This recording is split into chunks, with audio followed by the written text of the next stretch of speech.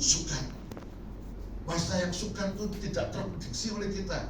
Bukan hanya kesulitan di dalam keluarga, rumah tangga, pekerjaan, dan sebagainya. Termasuk kesulitan di dalam hal bisnis dan keuangan.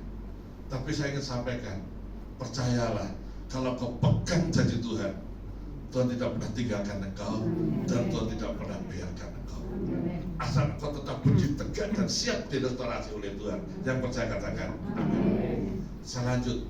Karena itu, karena kesudahan segala sesuatu sudah dekat, kuasailah dirimu dan jadilah tenang. Untuk apa kita menguasai diri dan jadi tenang? Supaya kamu dapat berdoa. Kalau saya boleh mengganti istilah ini, ketika kamu tidak menguasai dirimu, ketika saya tidak tenang, maka tidak heran saya tidak bisa berdoa. Setuju? Setuju? Sama. Ketika kita bisa menguasai diri dan jadi tenang, kita dapat berdoa, kita dapat mengucap syukur, kita dapat menyembah. Tetapi sebaliknya, kalau kita tidak bisa menguasai diri kita tidak bisa tenang dalam menghadapi persoalan-persoalan yang nyata, fakta kita alami, maka saya percaya kita tidak dapat berdoa. Artinya apa? Ketika kita tidak dapat berdoa, kita tidak bisa menjalin satu relasi dengan Tuhan. Artinya apa? Ketika kita tidak bisa menjalin satu relasi hubungan intim dengan Tuhan, tidak ada pertolongan, tidak ada harapan, tidak ada kuasa Tuhan yang bekerja dalam hidup saudara dan saya. Yang tujuh, percaya katakan. Yeremia mengatakan, terkutuklah orang yang mengandalkan kekuatannya sendiri.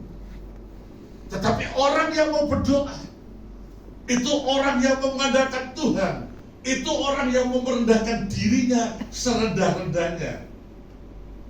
Orang yang mau berdoa, orang yang bukan hanya mengandalkan Tuhan, tapi orang yang menyerahkan sepenuhnya kepada Tuhan. Teringat di tempat ini, waktu saya berdiri sekarang ini, waktu Yesus mau masuk kepada penyaliban, dia ada di Bukit Zaitun. Apa yang dia lakukan? Berdoa. Dia mengajak muridnya untuk menemani dia berdoa. Tetapi muridnya tertidur. Kenapa Yesus perlu berdoa? Yesus berdoa kepada siapa? Oh, dia di Tuhan, dia di Allah, kira-kira seperti itu. Yesus perlu berdoa karena dia tahu dia akan memasuki masa penyaliban yang tidak mudah. Pada waktu dia masuk kepada penyaliban yang tidak mudah itu, dia tidak bisa menyangkali dirinya karena begitu berat penderitaannya. Tetapi karena dia berdoa, dia dapat kekuatan dari Allah untuk mampu disalib, menderita untuk engkau dan untuk saya. Yesus pun perlu berdoa. Dan saya berharap Bapak Ibu jemaat restorasi sini, berdoalah senantiasa. Baca firman senantiasa. Semakin sukar jalan ini, semakin sulit kehidupan ini, semakin setia hadir di gereja ini, semakin setia memuji menyembah. Di sini ada hari doa di gereja ini. Ada. Ya, saya berharap itu terus dikembangkan. Karena doa itu kekuatan kita. Kenapa doa kekuatan? Saat kita berdoa, saat kita menyembah, Tuhan hadir. Dan Tuhan kalau hadir, dia tidak mau mendapati umatnya lemah.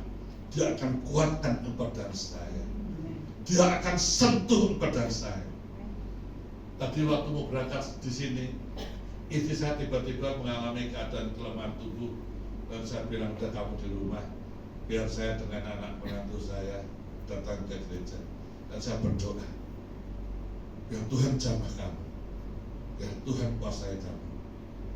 Karena dia mengalami dulu tahun 2019 Bell palsy, sehingga mulutnya itu metot. Udah berobat ke ahli-ahli, istilahnya sudah memang dihitung itu sudah lebih dari 100 juta untuk mengobati. Tapi saya bilang sama istri saya, Tuhan punya rencana yang saya nggak tahu. Nikmati aja perjalanan ini, dan saya akan menikmati. Saya akan tetap berdoa.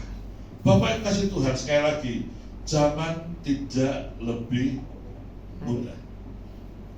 Sebab itu ketika kita mengalami sendiri zaman yang tidak mudah, saya secara pribadi sebagai hamba Tuhan, ada banyak orang nelpon minta didoakan.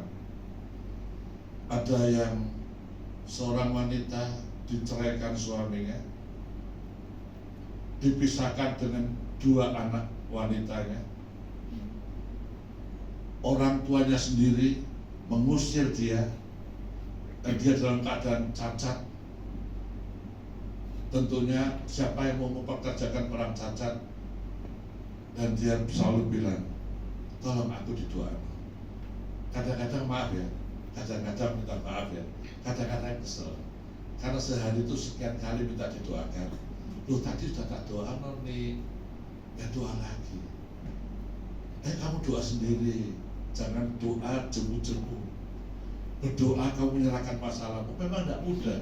Sekali lagi, diceraikan suami, cacat, tidak punya penghasilan, anaknya dipisahkan dari dia punya adik wanita juga tidak dekat sama dia.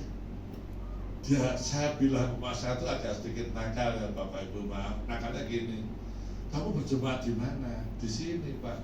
Kamu datang ke gembalanya, gembalaku nggak mengurusi aku. Aduh Tuhan Yesus, ya keadaan seperti ini memang tidak mudah. Dan saya bisa mendoakan, dan kami selalu ada berkat, kami akan kirim dia. Pertama dia nggak mau, saya sudah didoakan dan cukup, ya. Tetapi kamu perlu makan, walaupun 1 bungkus, 2 bungkus untuk besoknya, kamu perlu makan.